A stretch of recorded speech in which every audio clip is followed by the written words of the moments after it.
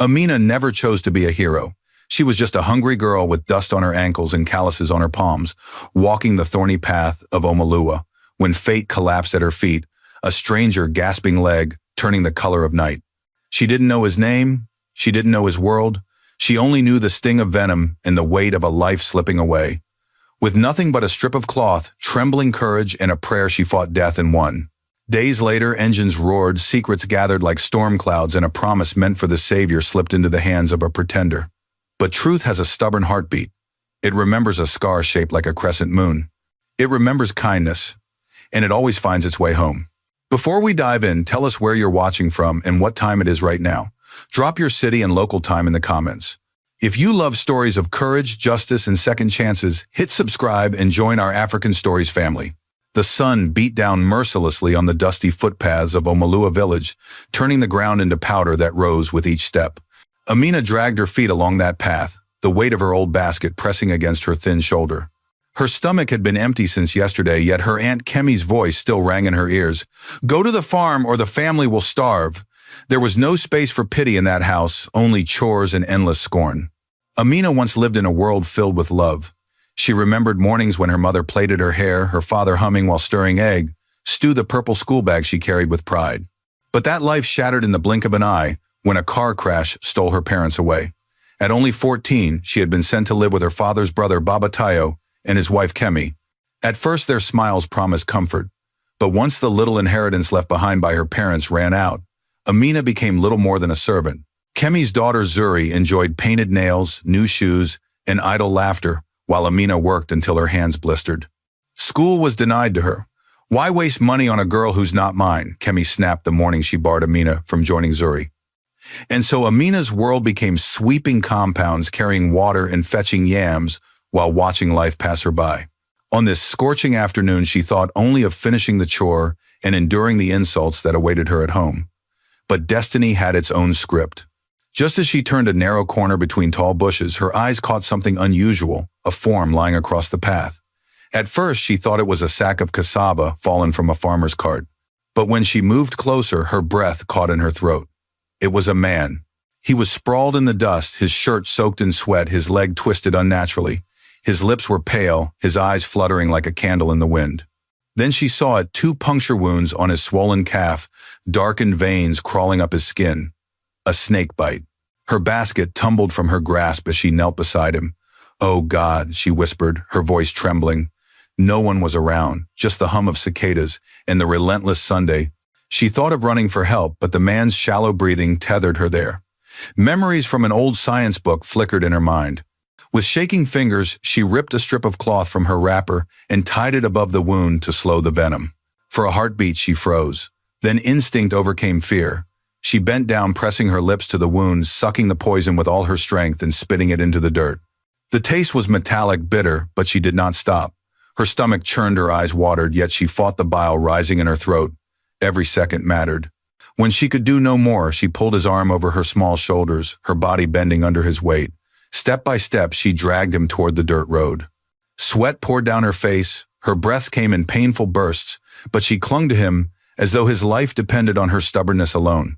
Finally, the road stretched before her, and with the last of her strength, she staggered into the village clinic.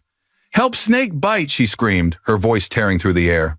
2 nurses rushed forward, lifting the stranger onto a bed, but just as they prepared the antivenom, the matron adjusted her glasses and said flatly, "Deposit first. 5,000 naira. No money, no treatment."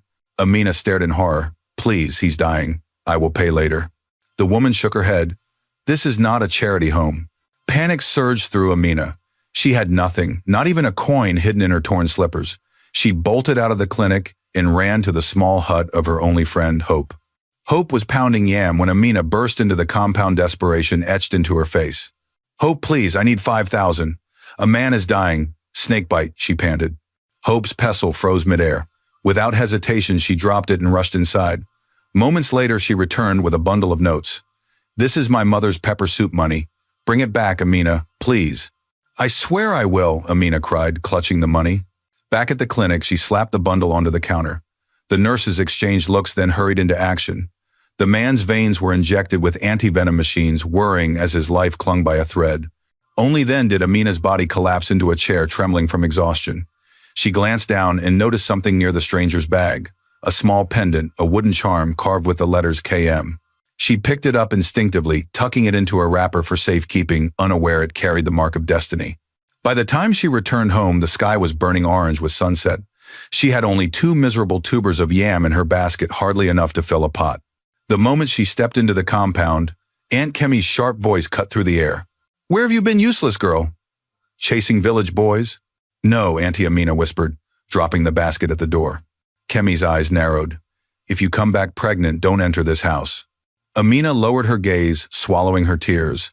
Inside, she cooked dinner, served her uncle, her aunt, and her cousin, and finally crawled into her dark, tiny room. Her body was broken, but her heart was restless. She thought of the man lying in the clinic bed, his life hanging by a thread, and of the pendant now hidden in her wrapper. She could not explain why, but something deep inside told her this was not the end. That night, while the rest of the household slept, Amina lay awake, listening to the crickets. She imagined the stranger's faint heartbeat, the look of his pale lips, and the warmth of his skin against her shoulder as she dragged him through the bush. She didn't know who he was. She didn't know that his name was Kaido Mensa, heir to a vast empire, a billionaire whose signature alone moved millions. She only knew that tomorrow, when the sun rose again, her feet would find their way back to that clinic. Because sometimes even the poorest girl beaten down by life carries within her the power to rewrite destiny. The morning sun crawled lazily over the palm trees of Omalua, spreading a golden haze across the village roofs. Amina's arms ached from yesterday's ordeal, but her mind was far from her chores. As she balanced 2 yellow jerry cans and made her way to the public tap, she thought of only one thing: the stranger she had carried to the clinic. Her Aunt Kemi's harsh voice echoed in her memory. "Useless girl, don't you dare waste my time again." Amina bit her lip. She knew if she delayed too long, punishment would follow. Still, her heart tugged at her feet, steering her away from the tap and down the dusty road that led to the small village clinic. She could not resist. Inside the clinic smelled faintly of antiseptic, mixed with the damp of old walls. Nurses bustled past her without a second glance. Amina slipped quietly through the corridor until she reached the ward where the stranger lay. He was still there.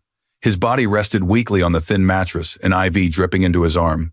His skin was less clammy now, though pale. His eyes fluttered half open as Amina tiptoed to his side. For a moment she hesitated, clutching her wrapper. Then she whispered, "Hello, my name is Amina. You don't know me, but I brought you here yesterday." The man stirred lips, parting with a faint murmur. It was gibberish, his voice hoarse, his words broken. His head fell back onto the pillow and his breath steadied into shallow rhythm. Amina sat quietly by his side for several minutes, watching the rise and fall of his chest. Something about him filled her with an odd mixture of awe and sorrow. She adjusted the blanket covering his leg, making sure it shielded the swollen bite. Then, with a soft sigh, she slipped out unnoticed. The next day she returned, and the next after that. Every morning after finishing her chores or pretending to Amina sneak to the clinic, she would bring whatever scraps she could manage, leftover gari and soup, a small calabash of porridge, or even just plain water. She sat beside him, speaking softly, even if he didn't answer, wiping sweat from his forehead, fanning him with her scarf, when the heat became unbearable. The nurses soon grew used to her presence. "That's the girl," one whispered, "the one who dragged him here half dead." Some of them pitied her. Others only shook their heads at her tattered clothes, whispering that she was wasting time on a dying man. But Amina never listened. One humid afternoon, as she arrived with a plate of rice, she had begged from her friend Hope. The stranger's eyes flickered open. They fixed on her with surprising clarity, and his lips moved. "Phone," he rasped. Amina startled. "You want a phone?" He nodded weakly. She ran to the nurse's station, pleading for a handset. After hesitation, one attendant handed her a phone. She placed it gently into his hand. With trembling fingers, he dialed a number from memory. Amina didn't stay to hear the conversation. She stepped back quietly, giving him privacy, and slipped out into the hot air of the clinic yard. She didn't even know his name, and perhaps she would never know. In her heart, she told herself, "I was just meant to save him. Nothing more." But destiny, stubborn as it was, had other plans. 2 days later, the silence of the clinic was shattered by the roar of engines. Dust rose in clouds as a convoy of black SUVs, sleek and intimidating, rolled into the compound. Villagers froze mid-step. Even the goats scattered from the road. Men in suits stepped out, adjusting earpieces, scanning their surroundings like bodyguards in a foreign movie.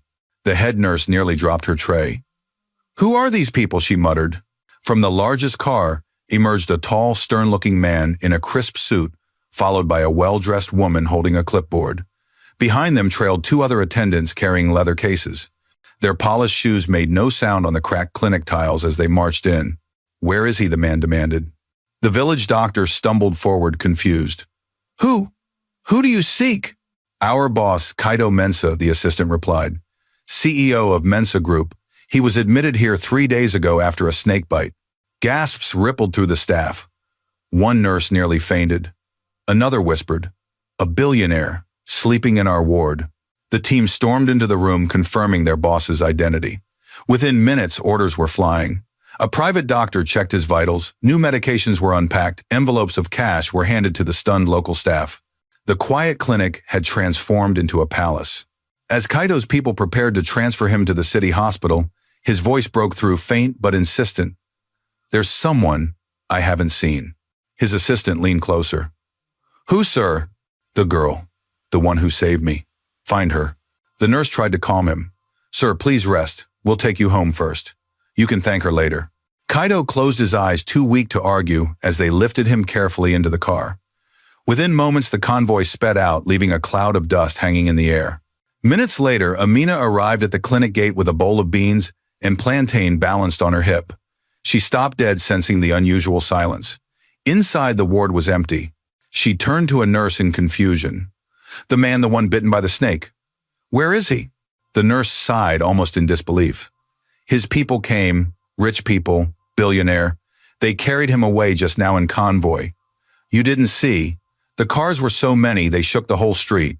Amina's lips parted, but no sound came. The bowl trembled in her hands. He was gone. Without a word, without a goodbye. That evening, she walked to her friend Hope's hut. Hope was scrubbing clothes in a basin when Amina arrived, her eyes heavy. "He's gone," Amina said simply. Hope dropped the wet wrapper back into the basin. "Gone as in dead?" Amina shook her head. "No. His people came. They took him away. He is rich, a big man. They carried him off in jeeps." Hope threw up her hands. "Just like that, after all you did. And my mother's money, do you think he'll remember us?" Amina lowered her eyes. "I will repay you, little by little. He is alive. That is enough."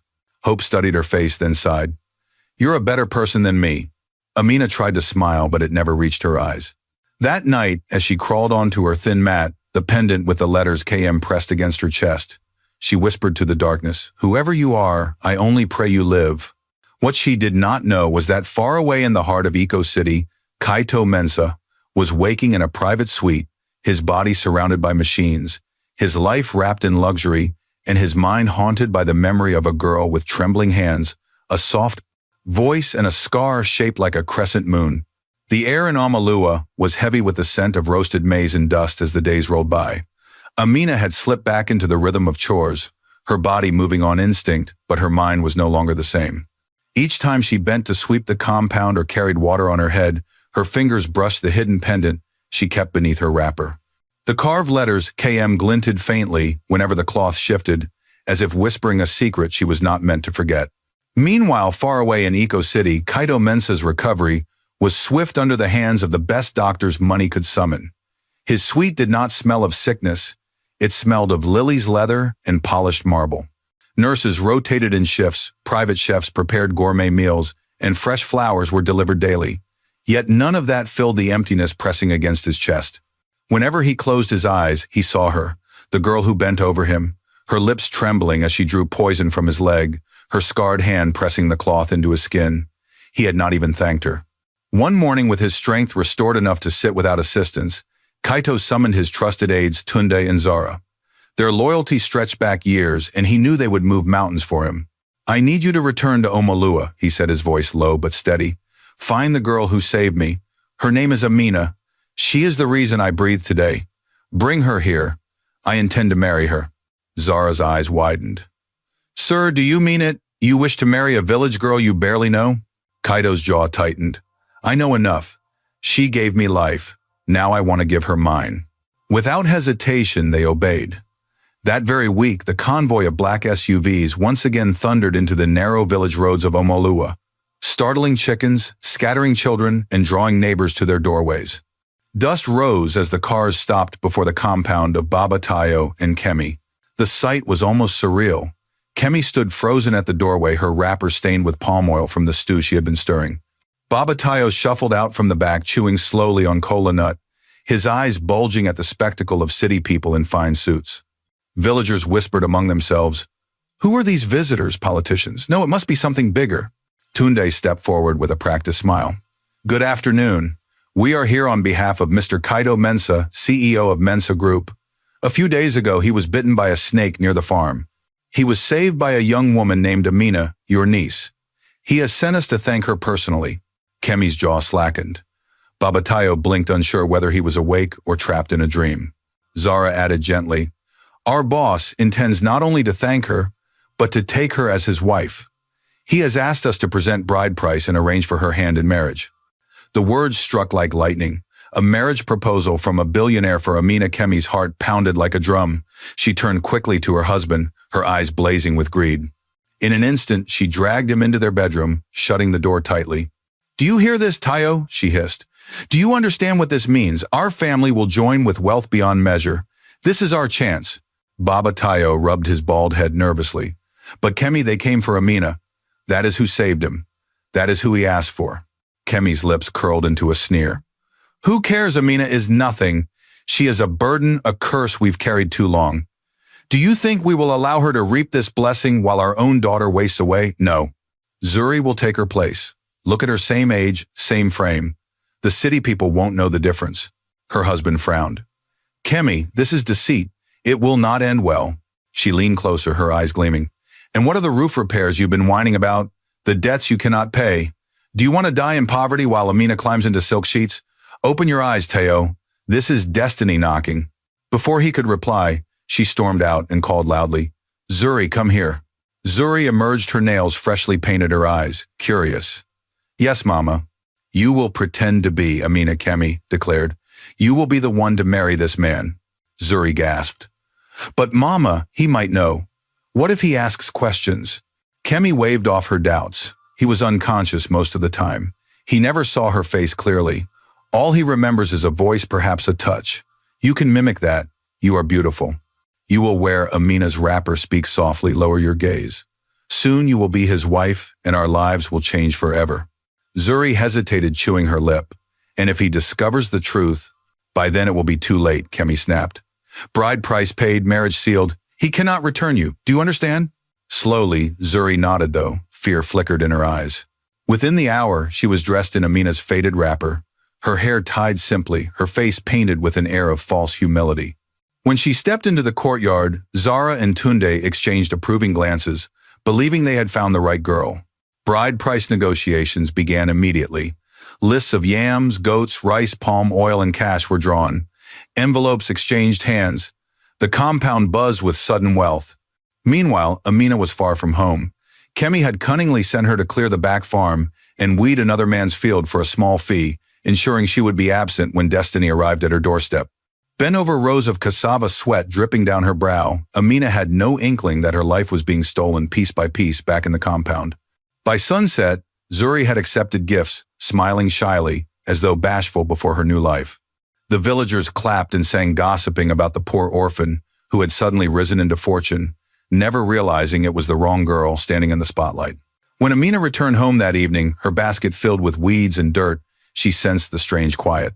Normally, her aunt barked orders the moment she entered, but this time Kemi greeted her with an unusual sweetness. "Welcome, Amina," she cooed, her eyes too bright. "I hope there was enough water at the tap today." Amina frowned at the sudden change in tone. Her uncle avoided her gaze, and Zuri was nowhere to be seen. Whispers leaked from behind closed doors, plans muffled by heavy walls. Something was wrong, terribly wrong. That night, Amina lay awake on her thin mat, clutching the pendant with the letters KM. She could not explain why, but her chest ached with unease. Somewhere deep inside, she knew her fate was twisting in the shadows of her own home. And while she slept dreaming of the stranger she had saved, Zuri was being polished and prepared to step into the role that was never hers. The following morning dawned with the sound of drums echoing faintly through Omalua. Amina, awakened before the rooster's cry, was handed a cutlass by her Aunt Kemi. "Go to the back farm," Kemi ordered sweetly, her voice dripping with false calm. Clear the weeds before the sun gets high. When you're done, head to Chief Oak's field. He promised me 3,000 naira if you help him weed today. That money will cook our dinner." Amina blinked in surprise. The unusual gentleness in her aunt's tone made her uneasy. She wanted to ask questions, but swallowed her words. Defiance never ended well. So she tightened her wrapper, picked up the cutlass, and walked out silently, her feet dragging over the dusty path. Behind her, the compound stirred with a very different energy. Kemi rushed to the kitchen preparing dishes, while Baba Tayo fumbled with his best wrapper, muttering complaints about the heat. Zuri sat quietly in a corner, her hands trembling as her mother adjusted her scarf. "You must remember," Kemi hissed in her ear. "Today you are Amina. Speak little, lower your eyes, and let them see your humility. This marriage is your destiny. Don't ruin it." Zuri nodded, though her heart pounded so loudly she feared others might hear. By mid-morning, the convoy from Eco City returned, rolling into the village like a storm. Black SUVs gleamed under the sun, engines purring as they parked before Baba Tayo's compound. Villagers rushed to the roadside, craning their necks for a glimpse of the spectacle. Children squealed, women whispered, men shook their heads in disbelief. Never had Omalua seen such wealth at its doorstep. Inside the compound, canopies were already being erected. Chairs lined up caterers from the city, unloading crates of drinks and trays of jollof rice. The smell of roasted chicken and spices floated in the air. It was a scene fit for royalty, yet the true heroine of the story, Amina, was miles away, hacking weeds beneath the unforgiving Sunday. As the ceremony unfolded, Zuri stepped forward in a borrowed wrapper, and veil, her hands trembling, but her face painted with forced shyness. Zara and Tunde smiled approvingly, convinced they had found the girl their boss longed to marry. The elders of the village nodded, bride price lists were presented, and envelopes of cash exchanged hands. Songs filled the air. Drummers beat their instruments until the dust rose in clouds. The laughter of neighbors mingled with the crackling of firewood as women stirred pots of stew. By the time the sun began to sink toward the horizon, the deed was done. Zuri had been accepted as Amina, her hands adorned with coral beads, her head bowed as blessings were pronounced. She was whisked into one of the black SUVs, driven away in a convoy that left Omalua trembling in awe. At that very moment, Amina trudged back home, her basket heavy with weeds, her wrapper stained with dirt and sweat. The evening breeze carried faint echoes of drums, but she thought little of it. Festivals and weddings were not uncommon, though her aunt had not mentioned any such event. As she neared the compound, her friend Hope came running, breathless, eyes wide with urgency. "Amina, where have you been?" Hope gasped. "At Chief Oak's farm," Amina answered, confused. "Why are you running like the sky is falling?" Hope clutched her wrist tightly. "You don't know. Your cousin got married today." Amina froze, her basket slipping from her grip. "Married Zuri. To whom?" Hope's voice tumbled over itself, filled with disbelief. "Rich people came from the city, big cars, bodyguards, everything. They said they came for you, Amina. They said you saved their master's life. But your aunt, she gave them Zuri instead. The whole village is buzzing. They think Zuri is the savior. She's gone now in their jeeps." For a long moment, Amina could not breathe.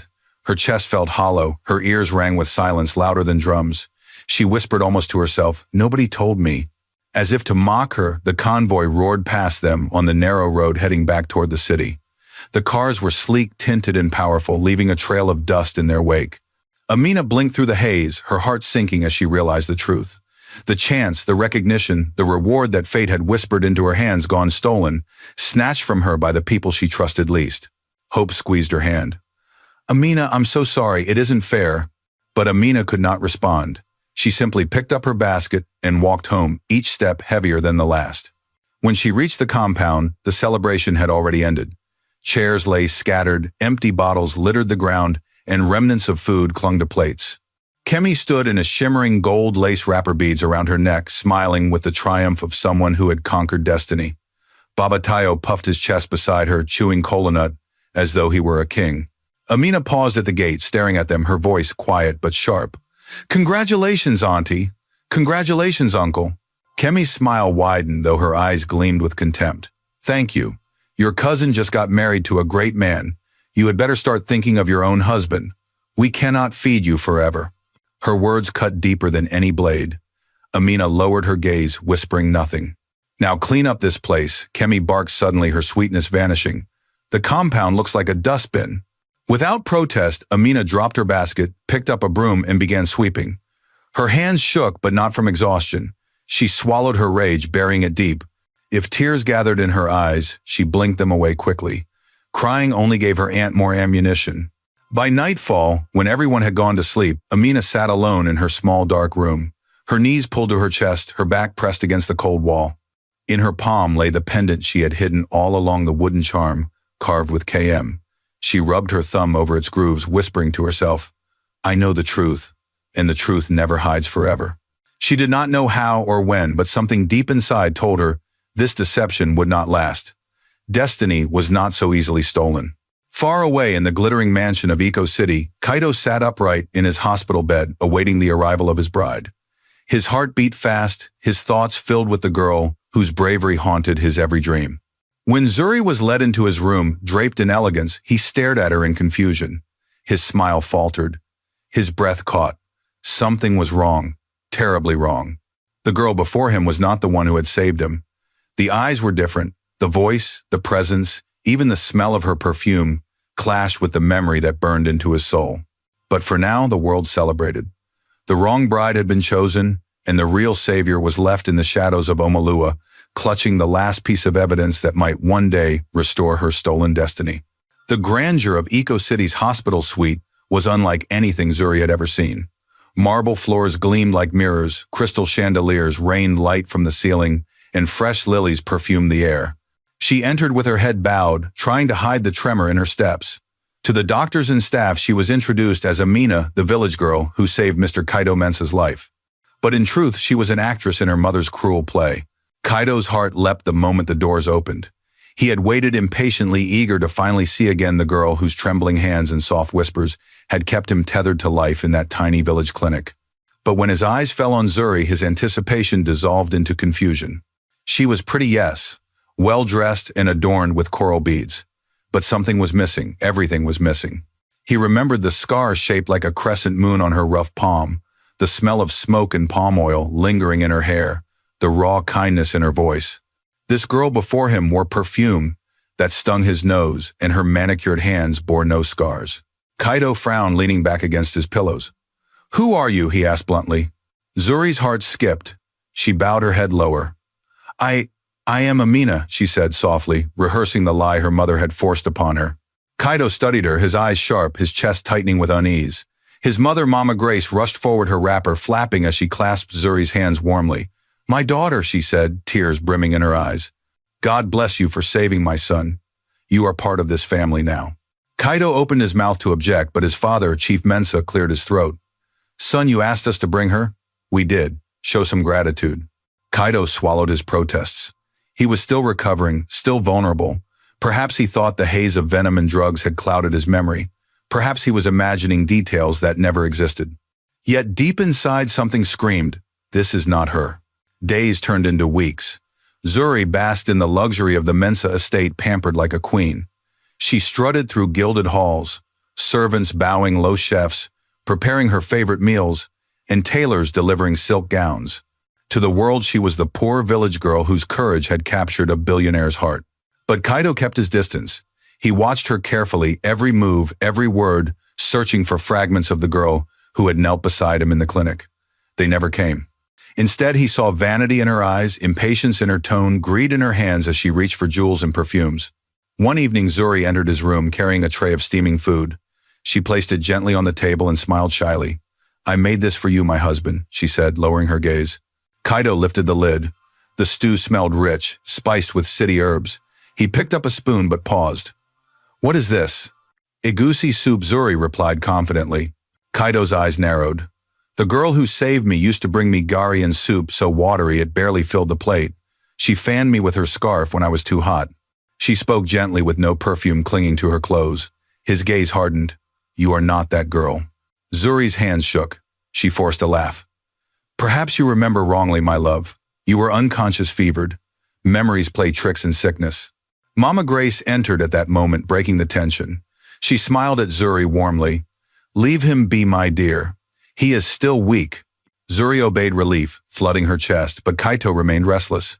That night, alone in his room, he sat by the window, the city lights twinkling below like a carpet of stars. He clenched his fists. "No," he whispered to himself. "I remember her. The scar on her palm, the ash in her hair, the quiet courage in her voice. This woman downstairs is not Amina. The days grew colder between them. Zuri tried everything new, dresses, soft songs, warm meals. But Kaido barely looked at her. He avoided her touch, his heart locked elsewhere. To the staff, it became obvious the marriage was a cage, not a union. Servants whispered in corners, gossip spreading like wildfire. Back in Omalua, Amina continued her life of hardship. Her Aunt Kemi treated her more harshly than ever, perhaps out of guilt, perhaps out of cruelty. Each time Amina returned from the farm, her body aching, her aunt sneered at her. "Do you think your destiny is to sit in fine cars? Look at you, dirty ragged. You belong here." Amina said nothing. She only clutched the wooden pendant tighter each night. But fate has a way of stirring truth from the shadows. One morning, Kaido could no longer endure the lie. He called his closest friend and confidant. "Take me back to the village," he said firmly. "No convoy, no noise. I need to see with my own eyes." Dressed in plain clothes without his usual security, he returned quietly to Omalua. The journey felt surreal. His heart pounded as the dusty roads and crooked huts came into view once more. At the clinic, he asked the head nurse, "Do you remember the girl who brought me here weeks ago?" The nurse's face brightened. "Of course. Her name is Amina, Chief Tayo's niece. She was here every day caring for you when even we had no time. Without her, sir, you would not be alive." Kaito's throat tightened. "Where can I find her?" The nurse pointed toward Baba Tayo's compound. "That is where she lives." When Kaido arrived, he found Baba Tayo and Kemi seated under the mango tree, fanning themselves lazily, unaware of who approached. "Good afternoon," Kaido greeted politely. They looked up puzzled. To them, he was just another stranger. "Good afternoon," Baba Tayo replied cautiously. "How may we help you?" "I am looking for someone," Kaido said. "A girl named Amina. She lives here, I believe." Kemi stiffened. Her eyes darted nervously. "Why do you ask?" Before he could answer, she turned her head sharply toward the kitchen. "Amina, you snail, come out here. Someone wants to see you." The door creaked open and Amina stepped out wearing a faded blouse and a wrapper stained with palm oil. Her hair was undone, her palms rough from work. She held a wooden spoon in her hand, her eyes curious and wary. The moment Kaido saw her, his heart thundered. It was her. The scar, the voice, the very presence he had dreamed of. She was the one. "Good evening, sir," Amina said politely. "They said you wanted to see me." Kaido stared at her, overwhelmed. His lips trembled. "Yes, I came to thank you. You saved my life." Amina blinked, puzzled. She tilted her head. I only did what anyone would." But Kaido knew. His chest tightened with both relief and anguish. This was the girl, the true savior. And yet back in his mansion, another woman wore her name, her place, her destiny. As he walked away from the compound, his heart sank heavier with each step. "That is her," he whispered to himself. "That is my Amina, and I married the wrong girl." The war between truth and deceit had only just begun. The drive back from Omalua was silent. Kaito sat in the back seat of the SUV, his elbows pressed against his knees, his head lowered into his hands. The city lights drew closer through the window, yet his heart remained stuck in that dusty compound, in the image of Amina stepping out of the kitchen with a wooden spoon in hand. He could still see her scar, still hear the soft honesty of her voice when she said, "I only did what anyone would." No jewels, no perfumes, no false smiles, just truth. By the time he returned to his mansion, fury boiled beneath his calm surface. Zuri rushed to greet him, dressed in a sleek gown, her face powdered, her lips painted red. "My husband, you've returned," she exclaimed, stretching her arms toward him. Kaido stopped cold. His voice was steel. "Don't call me that." Zuri froze, her arms falling awkwardly.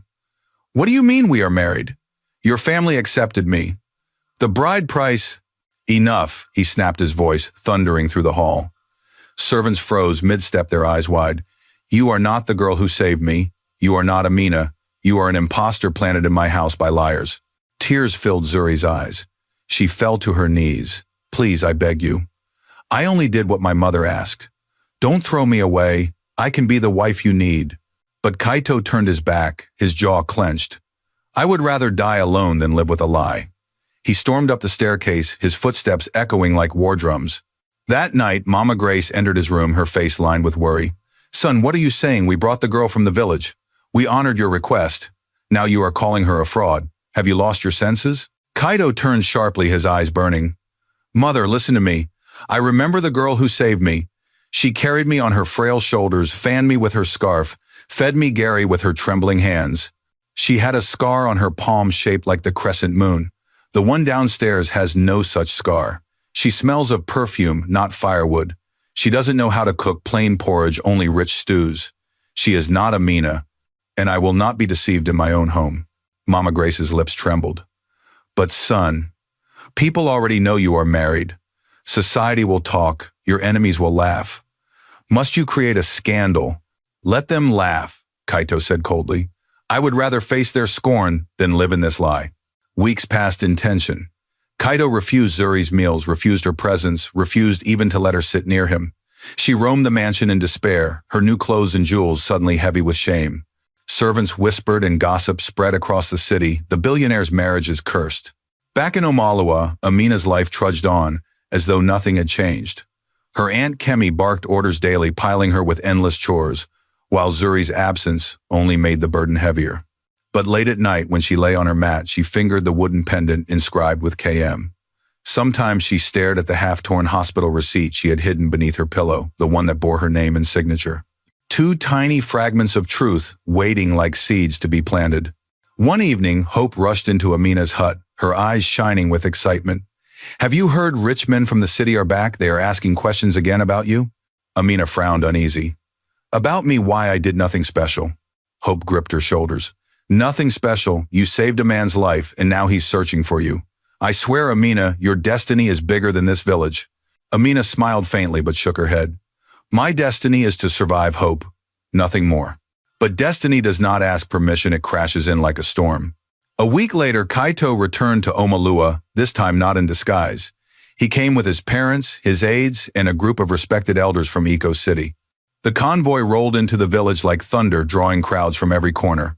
Villagers poured out of their huts, whispering, "The rich man has returned." At Baba Tayo's compound, Kemi's heart sank when she saw them approach. She scrambled to gather her wrappers, her beads, anything that might protect her from the fire she sensed was coming. Kaito stood tall before the gathered crowd, his eyes blazing. "Where is she?" he demanded. Baba Tayo stammered. "Where is who, sir?" Kaito pointed sharply. "Amina, the girl who saved my life. Bring her out at once." Kemi rushed forward, her voice high and desperate. "But she has gone to the farm. You must mean Zuri, your wife. She is the one." "Silence," Kaito roared. The crowd gasped. "You deceived me, woman. You clothed your daughter in lies and sold her to me. But the truth has eyes, and it cannot be buried." At his signal, Zara stepped forward, holding up the torn hospital receipt. "This is the record of the deposit paid for his treatment. It bears the name of Amina, not Zuri, not anyone else." The villagers gasped. Kaito turned to the crowd. "And more, she bears a scar on her palm, proof of her labor. That scar was before my eyes as I drifted between life and death. Where is she? Bring her to me." Just then, Amina appeared at the edge of the gathering, still holding a hoe from the farm, her wrapper stained with soil. She froze as all eyes turned to her. Confused, she stepped forward slowly. When Kaito's gaze fell on her, his voice softened to a whisper that carried through the silence. "There, that is her. My savior. My true Amina." The elders murmured among themselves. One stepped forward, his staff tapping the ground. "This is a grave deceit," he declared. "Bride price was paid under false pretenses. The union between this man and Zuri is void." Kemi shrieked, falling to her knees. "No, please, you cannot shame us like this. My daughter will be ruined." But the elders ignored her. Chief Mensa's voice thundered. "You disgraced your family and ours. You took wealth under lies. You shall return every coin, every goat, every tuber of yam. Today the truth is restored." Amina's heart pounded as the elders led her forward, her hands trembling. She wanted to protest, to say she was not ready for such a fate. But when she met Kaito's eyes, steady and filled with gratitude, the words dissolved. He bent slightly, his voice low enough for only her to hear. "You gave me life, Amina. I will spend mine giving you yours back." The village erupted into whispers, some awed, some scandalized. But destiny had shifted again, dragging Amina from the shadows of servitude into the burning light of truth. And somewhere behind the crowd, Zuri watched with tears streaming down her face, her new clothes clutched like rags, realizing too late that stolen destinies never last. The compound of Baba Tayo shook like a storm that day. Villagers crowded under the mango tree, their voices buzzing with disbelief, while the elders sat on long benches, their staffs of authority planted firmly in the ground. Amina stood at the center, her palms damp, her heart racing, as eyes pierced her from every direction. She had never been the center of anything before, never the subject of whispers or judgments, but now her name flew from lip to lip. She is the true savior. She is the one. Kaito stood beside her, his presence like a shield. Dressed in a simple but commanding black tunic, his gaze never wavered from Amina, as though he feared she might vanish if he blinked. His voice cut through the noise. This girl carried me on her frail shoulders through the bush. She sucked venom from my leg, risking her own life. She begged and borrowed money from her friends so I could be treated. Without her, I would be dead. And yet you tried to erase her and hand me another in her place. Gasps rippled through the crowd. The elders shifted uncomfortably, their eyes narrowing at Kemi. Zara, Kaito's aide, stepped forward and displayed the half-torn hospital receipt. Here is proof signed in her name, Amina. She paid for the deposit with borrowed money. The matron confirmed it. No lie can bury this truth. Kemi's face turned red with shame and fury. She dropped to her knees, her wrapper dragging in the dust. Please forgive me, I only wanted a better life for my daughter. What mother wouldn't? One elder rose slowly, his beard white with age, his eyes sharp as blades. He struck the ground with his staff. What mother deceives the world? What mother sells lies in exchange for wealth? You have shamed not only your family but the entire lineage of Omalua. Your deceit is a curse upon your name. The villagers murmured in agreement. Someone shouted from the back. We all saw the convoy. We all saw Zuri pretending shame. Zuri herself stood trembling, her hands clutching her wrapper. Tears streamed down her face. She tried to speak, but words tangled in her throat. Finally, she dropped to her knees beside her mother. Please. It was Mama's idea. I didn't want to, but I... Her sobs drowned her confession. Kaito raised his hand, silencing the noise. His voice was steady but laced with iron. You deceived me. You mocked the bond of marriage. But know this, I never touched her. I never called her wife in truth. She was a stranger in my house, and I kept her as such. The words struck like thunder. The villagers gasped, their whispers rising like a swarm of bees. Mama Grace, Kaito's mother, stood now, her frame regal, in flowing blue lace. She pointed at Kemi and Zuri. You brought disgrace to your compound. You soiled the name of the Mensa family, but you will not triumph. My son will be joined only to the one who deserves him. Another elder lifted his staff. The bride price paid for Zuri must be returned at once. Everything: yams, goats, oilcloth, and money. This is the law. This is our custom. Baba Tayo groaned, covering his face with both hands. He knew the wealth they had received was already squandered, spent on wrappers, food, and favors. The shame burned hotter than the sun overhead. But Kaito was not done. He stepped forward, his eyes fixed on Amina. His voice softened, reaching only for her ears, though the crowd strained to listen. Amina, I came here not only to expose the lie, but to ask for the truth. Will you let me make things right? Will you stand with me, not as my savior only, but as my partner? Amina's breath caught. She had never imagined such words directed at her. For years, she had been nothing more than a servant, a shadow in her aunt's house. Now this man, the man she had dragged through dust and sweat, was asking to give her a life beyond anything she dreamed. Yet fear coiled inside her. She whispered, I don't know. I don't know if I am ready. I have no education, no beauty like Zuri, no wealth. I am nothing. Kaito shook his head, his eyes fierce. You are everything. Courage is wealth. Kindness is beauty. Truth is power. You gave me all three. The crowd hushed. Even the wind seemed to pause.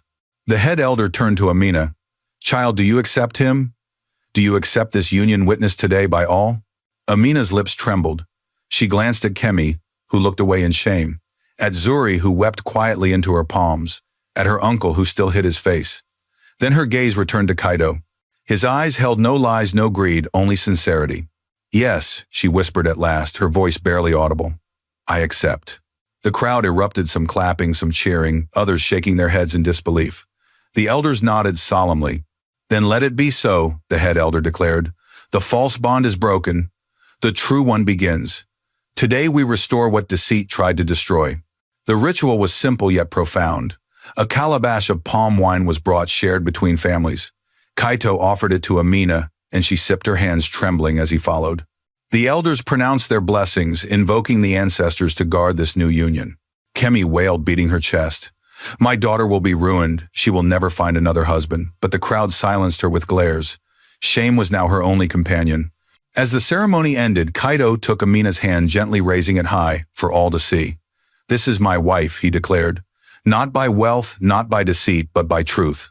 The villagers cheered louder, their voices rising into the evening sky. Some were still envious, but none could deny destiny when it stood so boldly before them. That night, as the convoy prepared to leave, Amina sat quietly in the SUV, staring out at the village that had both broken and birthed her. The same neighbors who once ignored her now bowed as the cars passed, whispering her name with awe. Zuri remained behind, collapsed in her mother's arms, her eyes empty. Kemi wept, but no tears could wash away the stain of their betrayal. Baba Tayo sat apart, silent, ashamed as kola nut, forgotten in his palm. For Amina, the journey had just begun. She clutched the wooden pendant with the carved letters KM now resting against her heart. She did not know what awaited in the vast city ahead, but for the first time, she felt the weight of possibility pressing against her chest, not as a burden, but as a promise. Beside her, Kaito reached for her hand. His voice was soft but firm. "You gave me life, Amina. Now I will give you everything life can offer. This I swear." And as the convoy disappeared into the horizon, the girl once mocked as worthless stepped into a new chapter, her name etched, not in dust but in destiny. The city of Iko opened itself before Amina like a dream stitched in glass and steel. Skyscrapers pierced the sky, their windows glittering in the sunlight. The roads pulsed with endless traffic horns, honking voices rising, and neon billboards glowing even in daylight. From the back seat of the black SUV, Amina clutched the pendant with KM carved on it, her breath quick and shallow. The only cities she had ever known were dusty marketplaces and tiny villages. This was another world. When the convoy rolled through tall gates of wrought iron, her eyes widened further. The Mensa estate stretched out like something from a tale, lush gardens, marble fountains, and a mansion with columns that glistened like ivory. Servants lined the driveway, bowing deeply as the car stopped. To them, she was no longer the orphan village girl with torn slippers. She was Madame Amina, the billionaire's bride. But her heart rebelled. She whispered to herself, "I am still me, just Amina." Kaito stepped out first, his presence commanding. He walked around to her door, opened it gently, and extended his hand. "Welcome home," he said softly. His words carried no arrogance, only warmth. She hesitated before placing her rough palm into her scar, brushing his skin. His eyes softened at the touch, as if reaffirming to himself that this was the woman he owed his life. Inside the mansion dazzled her senses. Marble floors reflected her bare feet, chandeliers dripped with crystal fire, and golden-framed paintings lined the walls. Amina tiptoed forward, afraid to leave marks on the floor. Servants whispered among themselves, "This is the girl who saved Oga's life." Some looked at her with admiration, others with curiosity, but all bowed respectfully. That first night, Amina barely slept. She sat on the edge of a bed larger than the entire hut she once shared in Omalua, her eyes darting around the room as if it might vanish. Her hands shook as she folded her wrapper, unsure if she even belonged there. The next morning, Kaito knocked gently on her door. He found her sitting upright, still wearing her wrapper, her eyes wide with anxiety. "Are you all right?" he asked. "Yes, sir," she whispered. "I was just waiting to know what I should cook this morning." Kaito laughed, the sound rich and warm. "Cook, Amina, this is your home. You are not here to serve. You are here to live." She lowered her gaze, unsure how to respond.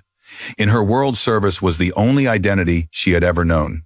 Later that day, over breakfast served by staff, Kaito asked her gently, "Tell me, Amina, what do you want for yourself if life had given you the choice?"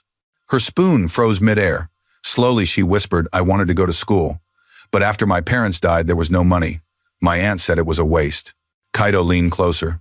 "Then school it is. From today, nothing will stop you." True to his word, tutors were hired within the week. Amina was given books, notebooks, pens, even new glasses for her studies. At first, she struggled, her mind rusty from years of deprivation. But Kaito's encouragement was steady. "You carried me when I could not walk," he reminded her. "Now I will carry you until you can fly." Days turned into months. Slowly, Amina blossomed. She learned mathematics, history, English literature. Her tutors marveled at her determination. Each lesson felt like reclaiming a piece of the life stolen from her. For the first time since childhood, she allowed herself to dream. Yet not everything was easy. Outside the mansion walls, whispers grew. Gossip in Eco City spread like wildfire. A village girl tricked her way into wealth. Amina the gold digger, Amina the lucky servant. Newspapers speculated. Social media spat venom. Some called her Cinderella, others called her a fraud. Zuri's bitterness only fanned the flames. From the village, she began spinning tales. "That girl stole my life. She stole my husband." Her words slithered through channels, feeding the doubts of those already envious. One evening, Amina scrolled through a tablet, her hands trembling as she read cruel comments. She can't even speak proper English. She doesn't belong in high society. She trapped him with lies. Tears blurred her vision. Kaido found her in that state. He took the tablet gently from her hands and set it aside. "Look at me," he said firmly. "None of those voices matter. You saved me when no one else would. You are the truth in a world full of lies, and I will not let anyone rewrite our story." Amina nodded slowly, her tears softening into resolve. "Then I will prove them wrong, not with words but with deeds." Her chance came sooner than she expected. During a charity gala hosted by the Mensa Foundation, Amina asked Kaido if she could speak. He hesitated at first, fearing the scorn of the wealthy crowd. But she insisted. Dressed simply in a gown without heavy jewelry, Amina stood before the glittering audience of politicians, business tycoons, and socialites.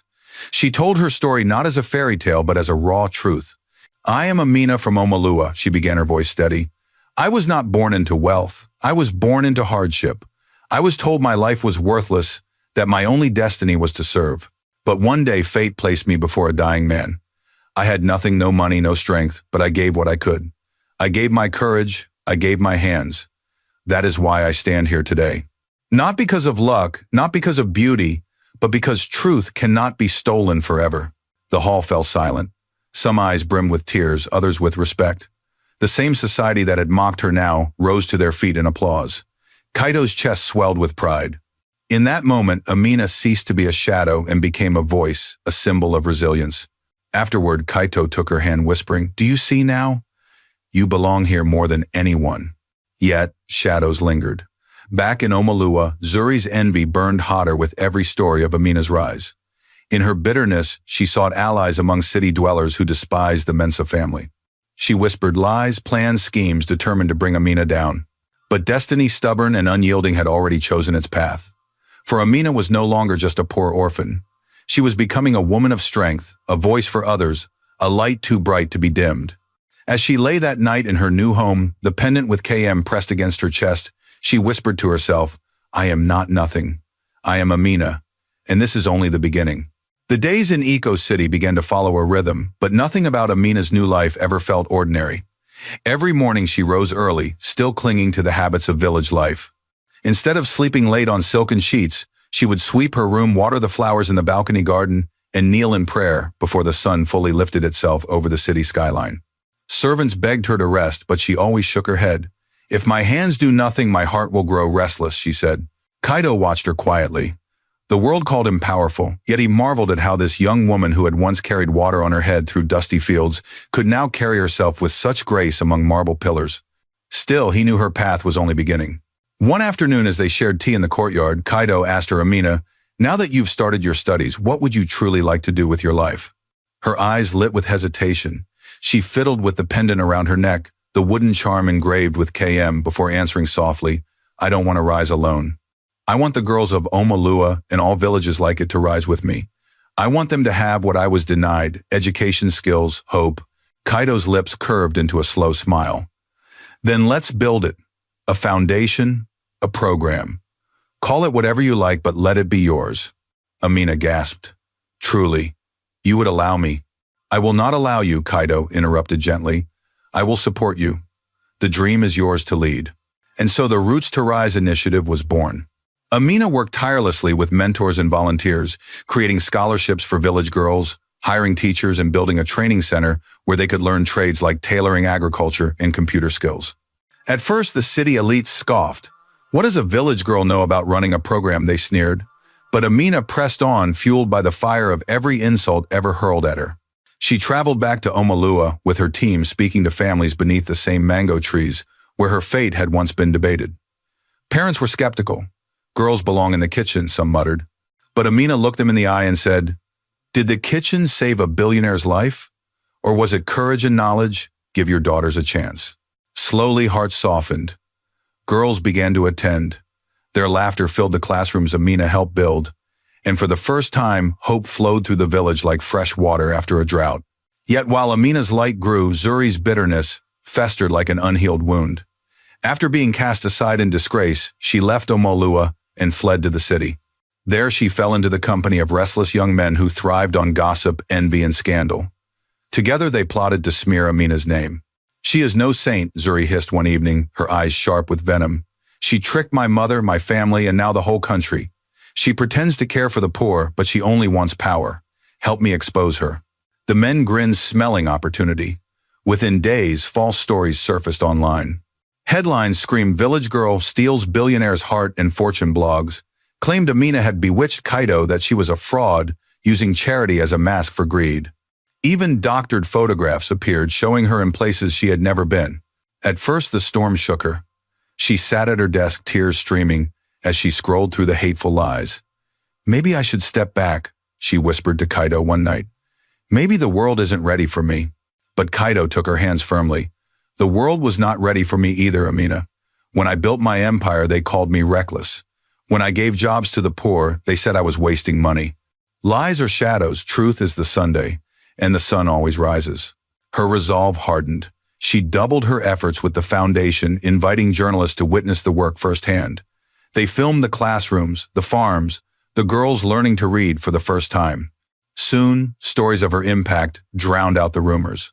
What had begun as whispers of doubt turned into applause of respect. Still, Zuri was not finished. In her desperation, she involved herself with a man who promised revenge, but only sought to use her pain for his own schemes. One night, Amina received word Zuri had been arrested after being caught in a fraud scandal. Despite everything, Amina's heart softened. She went to the police station quietly and paid for her cousin's release. Zuri stared at her in disbelief, shame and confusion swirling in her eyes. Why would you help me? She choked. Amina's voice was calm yet firm. Because bitterness is a prison, Zuri. I will not leave you there, but I will not allow you to chain me there either. Choose better, or you will drown yourself. Zuri wept, but said nothing. For the first time, she began to see the chasm between the woman she could have been and the woman Amina had become. Back at the mansion, Amina's foundation continued to grow. She started new projects, clean water wells in villages, mobile health clinics, and a program to teach rural communities how to treat snake bites and other emergencies. The irony was not lost on her. The same venom that nearly killed a stranger had birthed a mission to save many. Yet even amid her triumphs, she faced trials. High society women whispered behind their fans, mocking her accent, her simple gowns. Politicians tried to manipulate her projects for votes. There were nights when she collapsed onto her pillow, tears soaking the sheets. But each morning she rose again, whispering, I am Amina. I am more than what they say. And beside her always was Kaido. He never once wavered, never once allowed her to doubt herself without reminding her of the truth. On the darkest nights, he would trace the crescent-shaped scar on her palm and say, this mark is the seal of destiny. It is the sign that no lie, no betrayal, no gossip can erase who you are. Years later, when Roots to Rise celebrated its anniversary, thousands gathered in a stadium to honor her work. Girls from villages across the region stood proudly holding books and certificates. The air vibrated with songs of gratitude. Amina stepped onto the stage, her heart swelling with emotion. She took the microphone, her eyes scanning the sea of faces. Once I was told my life was worthless, she began. I was told girls could only fetch water and sweep floors. But today I see warriors, leaders, dreamers. You are proof that destiny belongs to those who refuse to bow to lies. The stadium erupted with cheers. Kaito stood in the front row, clapping until his palms stung his eyes, never leaving hers. For Amina, the journey from a village path to a city stage was not the end. It was the opening of a new chapter. She knew challenges would come, enemies would rise, and storms would rage. But she also knew this truth: she was no longer the girl dragging her feet through dust. She was a woman who carried the power of truth, courage, and grace, and she would never let it be stolen again. The city lights outside flickered like restless stars the night Amina received news that would test her heart once again. Zuri, broken by scandal and betrayed by the very people who had used her bitterness, had fallen gravely ill. She lay in a rundown clinic on the edge of Iko, her body weakened, her spirit hollow. When word reached Amina through a whispering neighbor from Omalua, she felt the weight of her cousin's suffering press into her chest. Kaido watched her carefully as she folded the letter in silence. You don't have to go, he said gently. She chose her path. Amina's voice was soft but steady. If I do not go, then I am no different from those who mocked me when I was nothing. Blood may betray, but it still calls.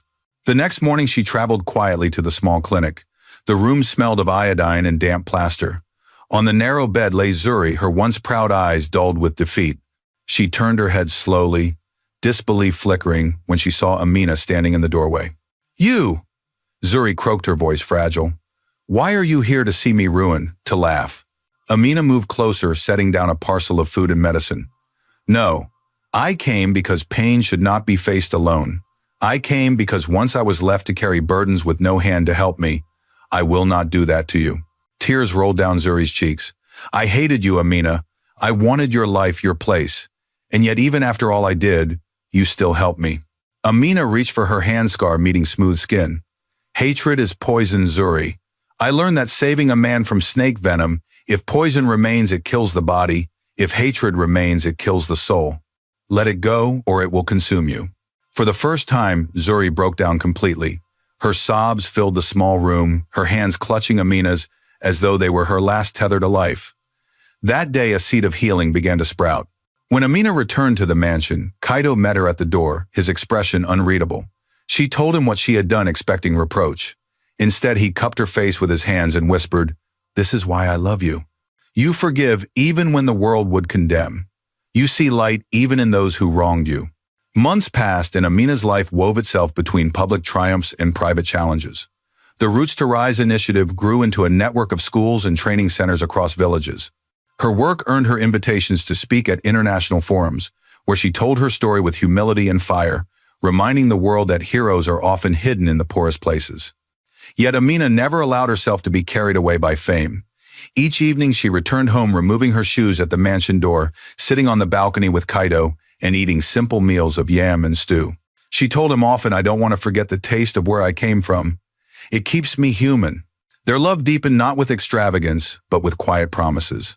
One evening, as the sun bled gold into the horizon, Kaito knelt before her in the garden. In his hand was no diamond ring, but the same wooden pendant she had once carried from the clinic floor. He had set it into gold, preserving its carved letters.